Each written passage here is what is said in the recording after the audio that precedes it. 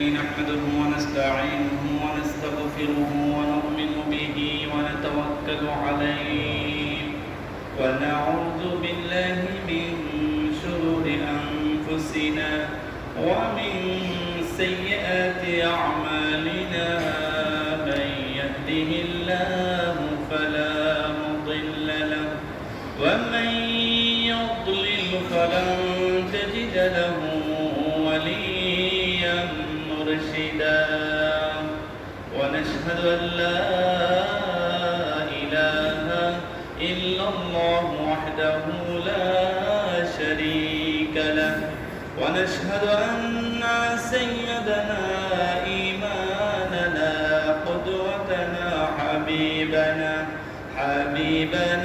وطبيبنا وطبيب أرواحنا محمد الذي أرسله بالحق بشيرا ونذيرا وداعيا إلى الله بإذنه وسراجا وقمرا منيرا أما بعد فقد قال الله تعالى في كلامه المجيد والفرقانه الحميد সবাই জবান করে পড়ুন আউযু বিল্লাহি মিনাশ শাইতানির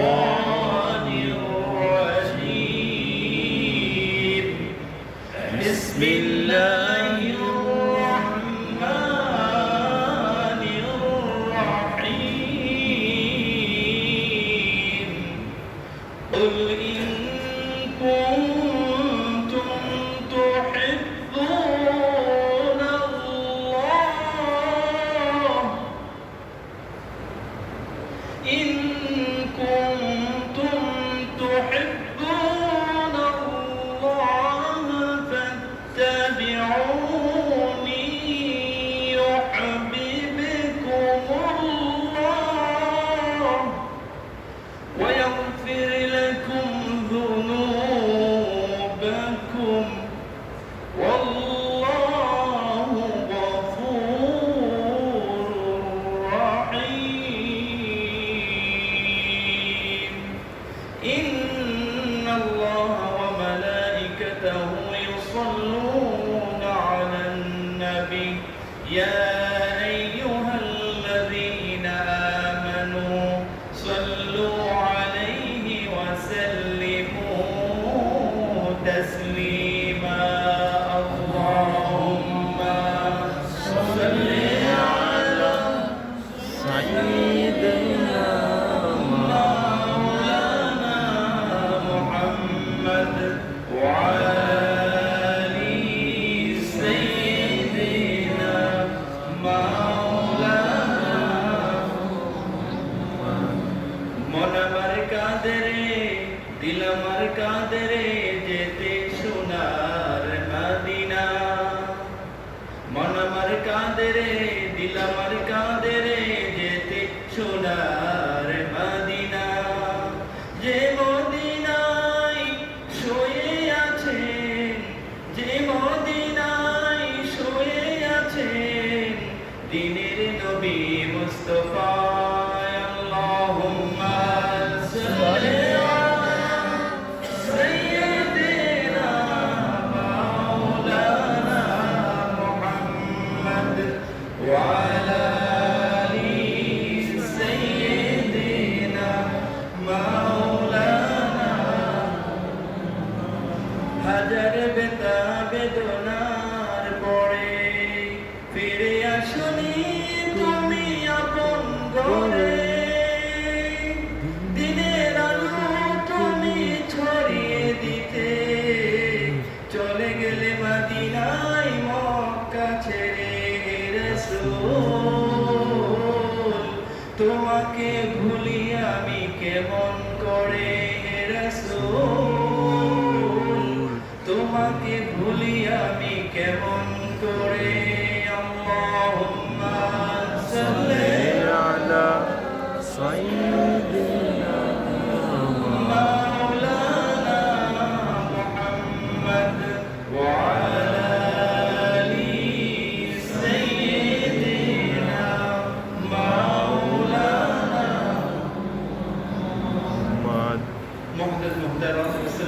যুবক ভাইয়েরা, আল্লাহ রাব্বুল ইজ্জতের দরবারে অবনত চিত্তে হৃদয়ের আবেগ অনুভূতি উজাড় করে সিংহ সাতজনের মতো গর্জে একবার কালিমাতুশ শুকর আদায় করছি। সবাই করছি আলহামদুলিল্লাহ।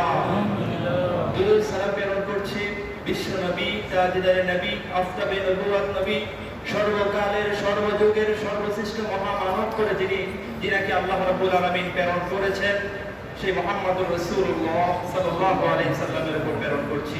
সম্মানিত হাজিরিন, বিশ্ব নবীর আগমনের মাস অতিবাহিত হচ্ছে। পুরো মাসে রাসূল সাল্লাল্লাহু আলাইহি সাল্লামের জীবনী নিয়ে আলোচনা করার কথা, তার আলোচনা থেকে শিক্ষা গ্রহণ করার কথা। শিক্ষা গ্রহণ করে করে বিশ্ব নবী সাল্লাল্লাহু আলাইহি সাল্লাম যে আমাদেরকে মুক্তির পথ দেখিয়েছেন, নাজাতের পথ দেখিয়েছেন, সেই পথে দীক্ষিত হওয়া, এটাই হচ্ছে উম্মতের অন্যতম দায়িত্ব। তারই আলোকে আজকে আমি আপনাদের সাথে কিছু কথা, কিছু ওয়াকিয়া, জুলুম নির্যাতন যে করা হয়েছিল রাসূল কারীম সাল্লাল্লাহু আলাইহি সাল্লামের উপর, সেই বিষয়ে কিছু আলোকপাত করতে চাই। আল্লাহ রাব্বুল আলামিন আমাকে আমলের নিয়তে বলার, আমরা যারা শুনবো প্রত্যেকে যেন আমলের নিয়তে শুনতে পারি, সেই তৌফিক যেন দান করে আমরা বলি আমিন। সম্মানিত হাজিরিন, রাসূল কারীম সাল্লাল্লাহু আলাইহি সাল্লাম প্রাথমিক দিকে গোপনে গোপনে দাওয়াত প্রচার করেছিলেন। আল্লাহ পাকের পক্ষ থেকে নির্দেশ এসে গিয়েছে, হে নবী, আপনি আর গোপনে দাওয়াত দিতে পারবেন না, এখন প্রকাশ্যে আল্লাহর এই জমিনে আল্লাহর দ্বীন প্রচার করা শুরু করে দেন। যখন বিশ্বনবী সাল্লাল্লাহু আলাইহি সাল্লাম প্রকাশ্যে দাওয়াত যখন শুরু করে দিচ্ছেন, তখনই রাসূল সাল্লাল্লাহু আলাইহি সাল্লামের উপর অত্যাচারের স্টিম রুলার চালানো হয়েছিল। কিন্তু তারপরেও রাসূল সাল্লাল্লাহু আলাইহি সাল্লাম তার দ্বীনের দাওয়াত প্রচার করা কিন্তু বন্ধ রাখেননি। তারই আলোকে আবু জেহেলের কথা আমরা সকলেই শুনেছি। একদিন আল্লাহর হাবিব সাল্লাল্লাহু আলাইহি সাল্লাম আবু জেহেলকে দাওয়াত দেওয়ার জন্য তার বাড়িতে গেলেন। বাড়িতে গিয়ে তার দরজার মধ্যে নক করলেন। নক করার সঙ্গে সঙ্গে আবু জেহেল চিন্তা করল, গভীর রাত, এখন এই মুহাম্মদকে দুনিয়া থেকে বিদায় করে দেওয়ার উত্তম একটা সময় এসেছে, এখনই আজকে বিদায় করে দিতে হবে। বিশ্ব নবী সাল্লাল্লাহু আলাইহি সাল্লাম যখন আবু জেহেলকে ডাক দিলেন, দরজা খোলার সঙ্গে সঙ্গে আবু জেহেল বিশ্ব নবীর কাপড়ে ধরে টান দিয়ে ঘরের মধ্যে ঢুকিয়ে ফেলার পর বিশ্ব নবী সাল্লাল্লাহু আলাইহি সাল্লামের মধ্যে কোনো পরিকল্পনা ছিল না, এমন কোন নজির দেখাতে পারবে না বিশ্ব নবীর হাতে আঘাতপ্রাপ্ত হয়ে কেউ মৃত্যুবরণ করেছেন। আজওয়াজে মুতাহহারা বলতেন, নবীজির স্ত্রীরা বলতেন, আল্লাহর হাবিব এত নরম স্বভাবের ছিলেন, তার সঙ্গে কথা বলে আমরা মজা পেতাম, এমন মজা পেতাম, এমন আরাম পেতাম, দুনিয়ার বুকে কোনো মানুষের সঙ্গে কথা বলে এত মজা পেতাম না। আল্লাহর হাবিব সাল্লাল্লাহু আলাইহি সাল্লাম এত নরম স্বভাবের ছিলেন। আবু জেহেলকে দাওয়াত দিতে যখন গেলেন, ঘরের মধ্যে টান দিয়ে নিয়ে বিশ্ব নবী সাল্লাল্লাহু আলাইহি সাল্লামকে ধরাশায়ী করে ফেলেছে। এমনকি হাতের মধ্যে তলোয়ার নিয়ে বিশ্ব নবীর কলিজা বরাবর যখন মেরে দিবেন, এমন সময় আল্লাহ রাব্বুল আলামিন বিশ্ব নবীকে উদ্ধার করলেন, আর আবু জেহেলের হাত দিয়ে আল্লাহ অবশ করে দিয়ে দিলেন। জোরে বলেন সুবহানাল্লাহ। বিশ্ব নবী গিয়েছিলেন তাকে নাজাতের পথ দেখার জন্য, জাহান্নামের পথ থেকে সেই ব্যক্তিকে আবু জেহেলকে মুক্তির পথ দেখানোর জন্য গিয়েছিলেন। আল্লাহর হাবিব সাল্লাল্লাহু আলাইহি সাল্লামের স্বার্থের জন্য যান নাই। কিন্তু আবু জেহেল কি করলো? বিশ্ব নবীকে দুনিয়া থেকে বিদায় করার দেওয়ার জন্য পরিকল্পনা গ্রহণ করেছে। কিন্তু সমস্ত চক্রান্ত, সমস্ত পরিকল্পনাকে আল্লাহ ধূলিসাৎ করে দিয়েছেন, ভেঙে চৌচির করে দিয়েছেন। আল্লাহর হাবিব সাল্লাল্লাহু আলাইহি সাল্লাম সেখান থেকে নাজাত পেয়ে যখন বাড়িতে এসেছেন, আসার পরও আল্লাহর হাবিব সাল্লাল্লাহু আলাইহি সাল্লাম মানুষের মধ্যে দ্বীনের দাওয়াত যখন প্রচার প্রসার শুরু করে দিয়েছিলেন, প্রচার যখন করতেছিলেন, শুধু অত্যাচার শুধু একদিনেই ছিল না, আবু লাহাব এবং তার স্ত্রীও বিশ্ব নবী সাল্লাল্লাহু আলাইহি সাল্লামকে অত্যাচার করা হতো। এমনকি আমরা জানি, আমার প্রতিবেশী যখন খারাপ হয়, প্রতিবেশী আপনাকে কত রকমের কষ্ট দেবে। আল্লাহর হাবিব সাল্লাল্লাহু আলাইহি সাল্লাম ঘর থেকে বের হন, রাস্তার মধ্যে ময়লা ফেলে রাখা হতো, কাটা ফেলে রাখা হতো, পানি ফেলা হতো, এই রকম অত্যাচার করা হতো। যখন আবু জেহেল, আবু লাহাবের স্ত্রী শুনতে পেয়েছে আবু লাহাবের নামে কোরআনুল কারীমের আয়াত নাযিল হয়েছে, তখন তার স্ত্রী উন্মাদ হয়ে গিয়েছে মুহাম্মদকে আঘাত করার জন্য, হাতের মধ্যে পাথর নিয়ে মুহাম্মদ সাল্লাল্লাহু আলাইহি সাল্লামকে নিক্ষেপ করার জন্য। কিন্তু শুনতে পেয়েছে মুহাম্মদ সাল্লাল্লাহু আলাইহি সাল্লাম মক্কায় আছেন, কাবা শরীফের মধ্যে আছেন। তিনি সেখানে গেলেন। মুহাম্মদ সাল্লাল্লাহু আলাইহি সাল্লামকে যখন পাথর নিক্ষেপ করবেন, সেই মুহূর্তে আল্লাহ পাক তাকে অদৃশ্য বানিয়ে দিলেন। জোরে বলেন সুবহানাল্লাহ। প্রতিটা মুহূর্তে বিশ্বনবী সাল্লাল্লাহু আলাইহি সাল্লামকে অত্যাচার করার প্ল্যান করা হয়েছে, আল্লাহ তার হাবিবকে হেফাজতের ব্যবস্থা করে দিয়েছেন। জোরে বলেন আল্লাহু আকবার। শুধু তাই নয়, আপনারা জানেন বিশ্বনবীর চরিত্রটা কিরকম ছিল। আমরা ছোট বয়সে বইয়ের মধ্যে পড়েছি, রাসূল সাল্লাল্লাহু আলাইহি সাল্লাম এক রাস্তা দিয়ে যেতেন, একজন বৃদ্ধ মহিলা রাস্তার মধ্যে কাঁটা দিতেন। বিশ্বনবী সাল্লাল্লাহু আলাইহি সাল্লাম কাঁটা সরিয়ে সরিয়ে প্রত্যেকদিন সেই রাস্তা দিয়ে যেতেন। এখন আপনারা বলেন, মহিলাটার শত্রু না বন্ধু? কথা বলেন, মহিলাটার শত্রু না বন্ধু? শত্রু। একদিন রাস্তার মধ্যে কাঁটা নাই, আল্লাহর হাবিব সাল্লাল্লাহু আলাইহি সাল্লাম চিন্তা করলেন, মহিলাটা গেল কোথায়? শত্রুকে কেউ খবর নেই, বলেন শত্রুকে কেউ খবর নেয় না। মুহাম্মদ সাল্লাল্লাহু আলাইহি সাল্লাম চিন্তা করলেন, সেই মহিলাটা গেল কোথায়? তার বাড়িতে গেলেন। যাওয়ার পর প্রথম দিন গেলেন, গিয়ে শুনতে পেলেন সেই মহিলাটি অসুস্থ, আজকে আসতে পারে নাই, কাঁটা দিতে পারে নাই। আল্লাহর হাবিব সাল্লাল্লাহু আলাইহি সাল্লাম হাতের মধ্যে কতগুলো ফল নিয়ে তার বাড়িতে গেলেন, তার খেদমত করলেন। করে আল্লাহর হাবিব চলে আসলেন। আরবের মরুভূমি, এত উত্তপ্ত রোদ ছিল, রাস্তা দিয়ে হেঁটে যাওয়াটা কষ্টকর হয়ে যেত। আল্লাহর হাবিব সাল্লাল্লাহু আলাইহি সাল্লাম আবার দ্বিতীয় দিন গেলেন, হাতের মধ্যে কিছু ফল নিয়ে গেলেন, তার খেদমত করলেন, খেদমত করে চলে আসলেন। আবার তৃতীয় দিন গেলেন, যাওয়ার পর মহিলাটা কিছু সুস্থ হয়েছে। মহিলাটা বলল, ইয়া মুহাম্মদ লিমা বাইত দাখালতি বাইতি দাখালতা বাইতি, কেন আমার ঘরে প্রবেশ করেছো মুহাম্মদ? আল্লাহর হাবিব সাল্লাল্লাহু আলাইহি সাল্লাম বললেন, গত 2 দিন যেই লোকটা তোমার খেদমত করেছে, তোমার বালিশের পাশে কিছু ফল রেখেছে, আমি হচ্ছে সেই মুহাম্মদ। জোরে বলেন সুবহানাল্লাহ। মহিলাটি চিন্তা করলো, যার রাস্তার মধ্যে আমি কাঁটা দিতাম, তিনি আমাকে এক এক করে 2 দিন 3 দিন আমাকে খেদমত করেছে, আমার বালিশের পাশে কিছু ফল রেখে গিয়েছে, তিনি তো কোনো অন্য কোনো মানুষ হতে পারেন, তিনি অবশ্যই পয়গম্বর ছাড়া আর কিছুই হতে পারে না। জোরে বলেন আল্লাহু আকবার। মহিলা বললেন, মুহাম্মদ আমি আর দেরি করতে চাই না, আমাকে কালিমা পড়িয়ে দাও, লা ইলাহা ইল্লাল্লাহু মুহাম্মাদুর রাসূলুল্লাহ সাল্লাল্লাহু আলাইহি ওয়াসাল্লাম। সেই মহিলাটা ভুল ধারণা দেওয়া হয়েছিল। এখনো দেশে বিদেশে প্রত্যেক রাষ্ট্রের মধ্যে ইসলামের অপব্যাখ্যা করা হয়, আলেমদেরকে নিয়েও বিকৃতি করা হয়, পর্দা হিজাবকে নিয়েও বিকৃতি করা হয়, উল্টা উপস্থাপন করা হয়। নবীর যুগে ছিল, এখন আছে না নাই? কথা বলেন, আছে না নাই? আছে। কি আদর্শ বিশ্বনবী দেখিয়েছেন, এটা হচ্ছে বিশ্বনবীর আদর্শ। আমার মধ্যে আছে, বলেন আপনার মধ্যে আছে। সেই আদর্শ থেকে হিন্দুরা সমালোচনা করে, আজান হয় ঘরের মধ্যে বসে থাকি, রুমের মধ্যে বসে থাকি, ক্যান্টিনের মধ্যে বসে থাকি, আর হিন্দু সমালোচনা করে, দেখো কেমন মুসলমান, কত নম্বর মুসলমান। চিন্তা করেছেন আপনি কি বিশ্বনবীর আদর্শের সর্বশ্রেষ্ঠ উম্মত হতে পেরেছেন? আপনি কি প্রশ্ন করেন, আপনি কি কোশ্চেন করেন, আমি মুসলমান কত নম্বর মুসলমান হয়েছি? আমি কি গরু খাওয়ার মুসলমান, রমজানের মুসলমান, নাকি এভরিথিং আমি কি কমপ্লিট কোড অফ লাইফ, একটা পরিপূর্ণ ইসলাম আমি গ্রহণ করেছি? আপনাকে আপনি প্রশ্ন করেন, বিশ্বনবী কি স্তরে ছিলেন, কি রহমতের নবী পেয়েছি, যেই নবীর উম্মত হওয়ার জন্য নবী আলাইহিস সালামরা পর্যন্ত আল্লাহ পাকের কাছে বলেছে, আল্লাহ আমাকে নবী না বানিয়ে যদি আখিরি নবীর উম্মত বানাতেন, আমি ধন্য হয়ে যেতাম। জোরে বলেন আল্লাহু আকবার। দেখছেন আমরা কত সৌভাগ্যবান ব্যক্তি হয়েছি। আর সেই সৌভাগ্যবান ব্যক্তি হয়েও শুধু রমজানের মুসলমান, কুরবানির মুসলমানে শেষ, সপ্তাহের মুসলমান হয়ে শেষ, আর 24 ঘন্টায় আল্লাহকে ভুলে যায়। যেই নিয়ামত আল্লাহ পাক দিয়েছেন, ওয়াইন তা'উদ্দু নি'মাতাল্লাহি লা তুহসুহা, তোমরা যদি আল্লাহর নিয়ামত রাজিগুলোকে গণনা করতে চাও, কোশ্চিন কালো তোমরা আল্লাহর নিয়ামত রাজিগুলো গণনা করে শেষ করতে পারবে না, কেউ শেষ করতে পারবে না। অসংখ্য অগণিত নিয়ামত দিয়েছেন।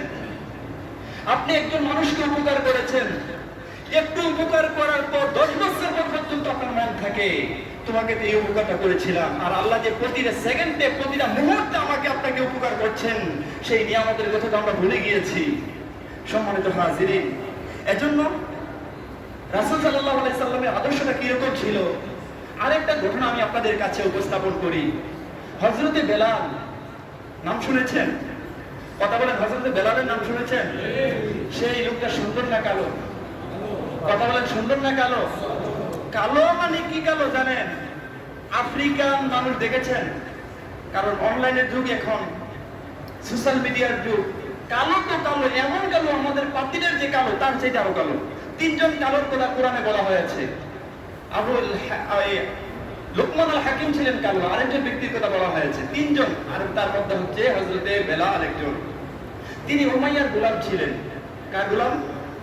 কথা বলেন, কার গোলাম ছিলেন। শীতের কনকনে শীত যখন শুরু হয়ে যায় তখন আমরা কি পরি? শীতের জামা পরি না? কথা বলেন, পরি কি পরি না? কনকনে শীত যখন শুরু হয়ে যায়, মনিব শীতের জামা পরেন। গোলামেরও তো শীতের জামার দরকার আছে না নাই? কথা বলেন, আছে না নাই?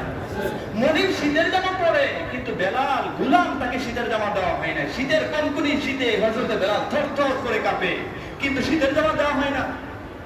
আবার যখন গরম শুরু হয়, প্রহর রোদ, গরম, উত্তপ্ত গরম, সেই গরমের মধ্যে মনিব মরুভূমিতে তিনি যখন বকরি রাখতে যান, তখন মরুভূমির পাথরের মরুভূমি, পায়ের মধ্যে গরম, উত্তপ্ত গরম লাগে।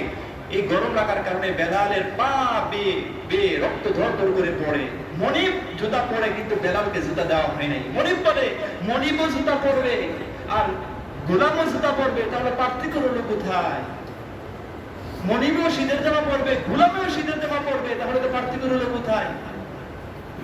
ইসলাম গ্রহণের করার পর বিশ্বনবী খাবার খাচ্ছেন, এমন সময় বেলাল রাস্তা দিয়ে যাচ্ছেন।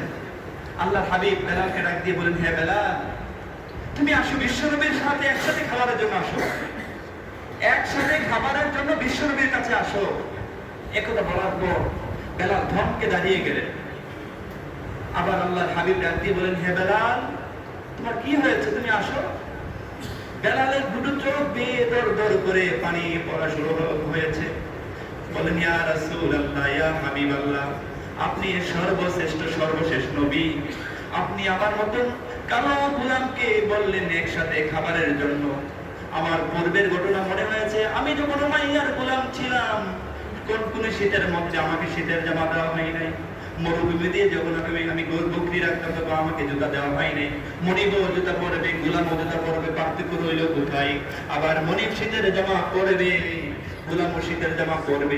এই চিন্তা মনে করে আমি মনে করেছিলাম আমি মানুষই নাই। আর আপনি যখন বললেন একসাথে খাবারের জন্য, তখন আমি বুঝতে পেরেছিলাম আমি একজন মানুষ। যদি বলেন সুবহানাল্লাহ। বিশ্বনবী এই মানবতা প্রতিষ্ঠা করেছিলেন। সবচাইতে শ্রেষ্ঠ মানবাধিকার কর্মী ছিলেন মুহাম্মদুর রাসূলুল্লাহ সাল্লাল্লাহু আলাইহি ওয়াসাল্লাম।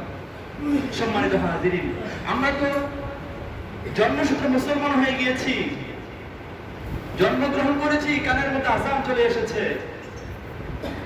যারা কঠিন অত্যাচার, দৃষ্টিগুলার অত্যাচার সহ্য করে কালিমা গ্রহণ করেছেন, তারা বুঝতে পেরেছেন ইসলামের কদরটা কতটুকু। আজকে আমার মধ্যে নেই, কারণ জন্মসূত্রে আমরা মুসলমান হয়ে গিয়েছি। তেমনি ভাবে রাসূল সাল্লাল্লাহু আলাইহি সাল্লামের সবচাইতে উম্মুল হুজুন যাকে বলা হয়, দুঃখের বছর, খাদিজাতুল কুবরা দুনিয়া থেকে চলে গিয়েছিলেন, আবু তালেবও দুনিয়া থেকে চলে গিয়েছিলেন।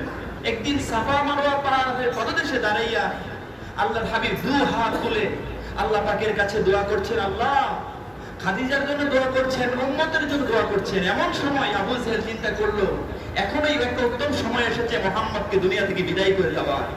পিছন দিক থেকে বড় একটা পাথর নিয়ে বিশ্বনবী সাল্লাল্লাহু আলাইহি সাল্লামের মাথা বরাবর আবু জেহেল মেরে দিয়েছে। টাকা ব্রাস্ট হলে যেমন মাটির সাথে মিশে যায়, আল্লাহর হাবিব সাল্লাল্লাহু আলাইহি সাল্লাম মাটির সাথে মিশে গেলেন। এই অবস্থায় তিনি পানির জন্য আকুতি করছেন। আবু জেহেল ঘোষণা করেছে তার সাহায্যে কেউ আসবে না, তাকে দুনিয়া থেকে বিদায় করে দেওয়া হবে।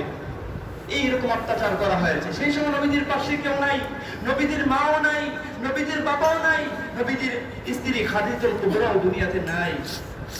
একজন চাচা জীবিত ছিলেন, তার নাম হচ্ছে আমির হামজা রাদিয়াল্লাহু তাআলা। তিনিও পাশে নাই। তিনি তার একটা অভ্যাস ছিল হরিণ শিকার করা। তিনি হরিণ শিকার করার জন্য যখন মরুভূমিতে গিয়েছেন, হরিণকে লক্ষ্য করে করে যখন তীর নিক্ষেপ নিক্ষেপ করছেন, এমন সময় হরিণের দুই চোখ বেয়ে বেয়ে দর দর করে পানি পড়ছে, আর মানুষের ভাষায় কথা বলছে, হে নবীর চাচা আবু আমির হামজা, আজ বিকেলে তোমার বাড়িতে আমরা পানি জমাবো, আমাদের জীবনটাকে উৎসর্গ করে দেব। আমাদের নবীর সাফা মারওয়া পাহাড়ের পাদদেশে আবু জেহেল তাকে মেরেছে, পড়ে আছেন, তাকে উদ্ধার করতে যাও। এই কথা শোনার সঙ্গে সঙ্গে আমির হামজা ঘোড়াটাকে ঘুরিয়ে দিলেন, তাড়াতাড়ি গেলেন। যাওয়ার পর বললেন, চাচা আপনাকে কে মেরেছে, আজকে প্রতিশোধ নেব, তাকে তার কাছ থেকে আজকে প্রতিশোধ নেওয়া হবে। আল্লাহর হাবিব সাল্লাল্লাহু আলাইহি সাল্লাম বলেন, চাচা প্রতিশোধ নিয়ে যতটুকু আমাকে খুশি করতে পারবেন তার চাইতে বেশি খুশি হব, তার চাইতে বেশি খুশি হব, তার চাইতে বেশি খুশি হব যে আপনি যদি একবার কালিমার অমীয় সুর আপনি পান করেন, আমি তার চাইতে বেশি খুশি হয়ে যাব। জোরে বলেন সুবহানাল্লাহ। আমির হামজা চিন্তা করলো, যেই মানুষের মধ্যে প্রতিশোধের কোনো তামান্না থাকে না, যেই আবু জেহেল বিশ্বনবীকে মেরেছেন, আমাদেরকে গালি দিলে অল্টারনেটিভ গালি আমরা রিপিট করে থাকি, কেউ ক্ষতি করলে আমি একটু ক্ষতি করে নেওয়ার জন্য চিন্তা ভাবনা করে থাকি। বিশ্বনবীকে রক্তাক্ত করা হয়েছে, বিশ্বনবী প্রতিশোধ নেওয়ার কথা বলেছেন। আমির হামজা রাদিয়াল্লাহু তাআলা তিনি বলে দিয়েছেন যে আমাকে প্রতিশোধ নিয়ে যতটুকু না খুশি করতে পারবেন তার চাইতে খুশি হতাম যদি একবার কালিমার অমীয় সুর আপনি পান করতেন। জোরে বলেন সুবহানাল্লাহ। আমির হামজা চিন্তা করলো, যেই মানুষের মধ্যে প্রতিশোধের কোনো তামান্না থাকে না, তিনি পয়গম্বর ছাড়া আর কেউ হতে পারে না, তিনি সঙ্গে সঙ্গে কালিমা পড়ে মুসলমান হয়ে গিয়েছেন। জোরে বলেন সুবহানাল্লাহ। সম্মানিত হাজিরিন, বিশ্বনবীর অন্যতম আদর্শ হচ্ছে যে প্রতিশোধ না নেওয়া, তাকে ক্ষমা করে দেওয়া। প্রতিশোধ নিতে পছন্দ করতে না, তিনি বলেছেন প্রতিশোধ আমি নিয়ে ততটুকু খুশি হব না, কিন্তু আপনি যদি কালিমা গ্রহণ করেন তার চেয়ে তারা বেশি খুশি হয়ে যাবে। আল্লাহর হাবিব সাল্লাল্লাহু আলাইহি সাল্লামের একটা মুজিজা রয়েছে। আবু জেহেল একদিন মূর্তি পূজা করছে, মূর্তিকে প্রণাম করছে, উত লাত মানাত লাত উজ্জার পূজা করছে। এমন সময় বিশ্বনবী সাল্লাল্লাহু আলাইহি সাল্লাম আবু জেহেলকে বললেন, চাচা আপনি যে মূর্তির পূজা করছেন, সেই মূর্তি যদি বলে আমি আল্লাহর পয়গম্বর, আপনি কি কালিমা গ্রহণ করবেন? আবু জেহেলকে মুহাম্মদ এরকম আজে বাজে কথা বলে আমাকে মনটা খারাপ করবে না, আমি জানি তার ভিতরে কি আছে, আমি নিজের হাতে বানাইছি, তার পিছনে একটা ভাষা ঢুকাইছি, আমি জানি এটা কথা বলতে পারে, আর আমি বাপ দাদার ধর্মের মধ্যে চুনকালি দিতে পারবো না। বাপ দাদা যা করেছে তাই মানবো, অন্য কিছু মানবো না। আমাদের সমাজেও এখন কিছু মানুষ আছে, তাদের কাছে কোরআনের কথা বলা হয়, হাদিসের কথা বলা হয়, না পারবো না, বাবা যা করে গেছে, দাদা যা করে গেছে, এগুলো মানবো। এটা হচ্ছে আবু জেহেলের কথা। বাবা যদি হারামি করে আপনি কি হারামি করবেন? বাবা যদি চুরি করে আপনি চুরি করবেন? বাবা যদি ভালো কাজ করে থাকে এটা আপনি গ্রহণ করতে পারেন। আবু জেহেলের কাজ হচ্ছে যে বাপ দাদা ধর্মে চুনকালি দিতে পারবো না। আল্লাহর হাবিব বলেন, চাচা সেই মূর্তি যদি কথা বলে আপনি কি কালিমা গ্রহণ করবেন? বলে, মুহাম্মদ তুমি এইরকম আজেবাজে কথা বলে মনটা খারাপ করবে না, আমি জানি তার মধ্যে কি আছে। আল্লাহর হাবিব বললেন, আবু জেহেলকে বল, চাচা আপনি তো জানেন যদি কথা বলে আপনি কালিমা গ্রহণ করবেন। আবু জেহেল বলেন, হ্যাঁ, যদি মূর্তি সাক্ষ্য দিয়ে তুমি আল্লাহর পয়গম্বর, আমি কালিমা গ্রহণ করে তোমার চাচি শুদ্ধ কালিমা গ্রহণ করে মুসলমান হয়ে যাবেন। বিশ্বনবী নকটা উঁচু করার সঙ্গে সঙ্গে মৃত মূর্তির জবান থেকে বের হয়ে আসলো, আশহাদু আল্লা ইলাহা ইল্লাল্লাহু মুহাম্মাদুর রাসূলুল্লাহ। এই সাক্ষ্য যখন মূর্তি দিয়েছে, তার পাশে অনেকগুলা কুরাইশ কাফের মুশরিক ছিল, তাদের চোখ বেয়ে বেয়ে দৌড় দৌড় করে পানি পড়ছে। আর আবু জেহেলকে বলছে, হে আবু জেহেল, আর কত গোপনীয়তা রক্ষা করে চলবো? যার মূর্তি, যেই মূর্তির উপাসনা করছি, যেই মূর্তিকে আমরা সেজদা করছি, সেই মূর্তি আজকে বলে দিয়েছে তিনি আল্লাহর পয়গম্বর। তুমি কালিমা পড়ো আর নাই পড়ো, আজ আমাদের মুখ দিয়ে জবান দিয়ে বের করে দিলাম, লা ইলাহা ইল্লাল্লাহ মুহাম্মাদুর রাসূলুল্লাহ সাল্লাল্লাহু আলাইহি সাল্লাম। আবু জেহেল কয়, মুহাম্মদ তুমি তো একটা তামাশা দেখাইলা, হেদায়েতের মালিক কে? আল্লাহ তো বলে দিয়েছেন, ইয়াহদি মান ইয়াশাউ ইলা সিরাতিন মুস্তাকিম। আল্লাহ যাকে ইচ্ছা করেন মুহূর্তের মধ্যে হেদায়েত নসিব করে দেন। জোরে বলেন সুবহানাল্লাহ। হযরত ওমর রাদিয়াল্লাহু তাআলা ঘোড়া তলোয়ার নিয়ে রওনা দিয়েছেন মুহাম্মদ সাল্লাল্লাহু আলাইহি ওয়াসাল্লাম গর্দানকে শিরোচ্ছেদ করার জন্য। আবু ওয়াক্কাস রাদিয়াল্লাহু তাআলা দেখেছেন যে হে ওমর তুমি কোথায় যাচ্ছ? তিনি বলেন যে মুহাম্মাদের গর্দান আনার জন্য যাচ্ছি। আবু ওয়াক্কাস রাদিয়াল্লাহু তাআলা চিন্তা করলেন, ওমর যা বলেন তাই করে ছাড়েন, তাকে কিভাবে বারণ করা যায়? তিনি বলেন আগে নিজের ঘর সামলাও, তারপরে মুহাম্মাদের ঘর দাঁড়াও। কি হয়েছে? তোমার বোন ভগ্নিপতি কালিমা পড়ে মুসলমান হয়ে গিয়েছে। ওনার রাগে মেজাজ গরম, মেজাজওয়ালা ছিলেন। ঘরের মধ্যে গিয়ে ধাক্কা দিয়ে ঘরের মধ্যে ঢুকলে কি যেন গুনগুন করে পাঠ করছে। বোনকে প্রহার করলেন, ভগ্নিপতিকে প্রহার করলেন। মনটা নরম হয়ে গেল। একমাত্র বোন ফাতেমা, তাকে কোনোদিন মারি নাই, কিন্তু আজকে রাগের বশীভূত হয়ে মেরে ফেলেছি। বোনকে বলে, বোন তুমি কি যেন পাঠ করছিলা, আমাকে দাও। বললে, বাবা ভাই এটা অপবিত্র অবস্থায় টাচ করা যাবে না, লা ইউমাসসুহু ইল্লাল মুতাহহারুন, অপবিত্র অবস্থায় এটাকে ছোঁয়া যাবে না, স্পর্শ করা যাবে না, তুমি পবিত্র হতে হবে। গোসল করে ওযু করে যখন আসলেন, তার সামনে যখন সূরাতুত তাহা পাঠ করা হলো, তখন তিনি বলে দিয়েছেন, আমি আর বিলম্ব করতে চাই না, আমি কালিমা আমার কাছে মুহাম্মদ সাল্লাল্লাহু আলাইহি সাল্লামের কাছে নিয়ে যাও, আমি কালিমা পড়ে মুসলমান হয়ে যাব। সুবহানাল্লাহ। যেই মানুষটি ছিলেন জাহান্নামী, সেই মানুষটি দুনিয়ার বুকে জান্নাত সুসংবাদ প্রাপ্তদের মধ্য থেকে অন্যতম হয়েছে হযরত উমর রাদিয়াল্লাহু তাআলা। এজন্য রাসূল সাল্লাল্লাহু আলাইহি সাল্লাম যে অত্যাচার স্টিল রোলার সালাম হয়েছিল, কাফেররা চালিয়েছিলেন, সেই অত্যাচার থাকবে, জুলুম থাকবে, ধিক্কার থাকবে। নবীকে পাগল বলা হয়েছিল, মাজনুন বলা হয়েছিল, কত রকমের জাদুকর বলা হয়েছিল। তারপর রাসূল সাল্লাল্লাহু আলাইহি সাল্লাম তার ইসলাম থেকে, কোরআন থেকে, হাদিস থেকে এক চুল পরিমাণ তিনি কি করেন নাই, পিছপা হন নাই। এজন্য যতদিন আমরা বেঁচে থাকবো, বিশ্বনবীর আগমনের মাস থেকে আমরা শিক্ষা গ্রহণ করি। আর রাহিকুল মাখতুম নামে একটা কিতাব রয়েছে, একটা প্রসিদ্ধ কিতাব, সারা বিশ্বের মধ্যে একটা কম্পিটিশন হয়েছিল। সেই কম্পিটিশনের মধ্যে আর রাহিকুল মাখতুম, বিশ্বনবীর জীবনী গ্রন্থটা 1 নম্বরে হয়েছিল। আর রাহিকুল একটা রাবেতালা ইসলামিক বড় একটা ফাউন্ডেশন ছিল, সেখানে হয়েছিল। সেই বইটা পড়বেন, বিস্তারিত বিশ্বনবী সাল্লাল্লাহু আলাইহি সাল্লামের জীবনের সহকারে, ভিত্তিহীন কোনো পাবেন না, দলিল ভিত্তিক প্রত্যেকটা ডকুমেন্ট সহকারে পাবেন। সেই ঘটনা আমরা জানবো, মানব, নিয়ে সেই অনুপাতে নিজের জীবনটাকে পরিচালনা করব, নিজের পরিবারকে চালাবো, নিজের সন্তানকে চালাবো। আজকে বলেন, হুজুর আমার সন্তানকে পানি পড়া দেন। সন্তানের বয়স হচ্ছে 18 বছর, 20 বছর, 22 বছর। সন্তানকে পানি পড়া দিয়ে আপনি সোজা করতে পারবেন? কথা বলেন, পানি পড়া কাজ হবে? এজন্য বলা হয়েছে 7 বছর হলে নামাজের আদেশ দাও, 10 বছর হলে প্রহার করো। বিশ্বনবীর আদর্শ তার মধ্যে ঢুকিয়ে দাও। 10 বছর, 15 বছর, 20 বছর হলে তাকে নামাজের কথা বলা লাগবে না, সে ব্যক্তির এমনি ভালো মানুষ হয়ে যাবে। সুবহানাল্লাহ। এজন্য রাসূল সাল্লাল্লাহু আলাইহি সাল্লামের জীবনী থেকে আমরা শিক্ষা গ্রহণ করব। রাসূল সাল্লাল্লাহু আলাইহি সাল্লাম যে আদর্শ আমাদেরকে দিয়েছেন, লাকাদ কানা লাকুম ফি রাসূলিল্লাহি উসওয়াতুন হাসানা, তোমাদের জন্য রাসূল সাল্লাল্লাহু আলাইহি সাল্লামের জীবনে রয়েছে সর্বোত্তম আদর্শ। রাসূল সাল্লাল্লাহু আলাইহি সাল্লাম উত্তম চরিত্র নিয়ে এসেছিলেন। ওমা খালাকাতুল জিন্না ওয়াল ইনসা ইল্লা লিয়াবুদুন, তিনি আল্লাহ পাককে ইবাদত করার জন্য মানুষ এবং জিন জাতিকে প্রেরণ করে দিয়েছিলেন। তিনি সেই রূপ ইবাদত করে আল্লাহ পাকের খাঁটি মুখলেস বান্দাতে পরিগণিত হয়েছিলেন।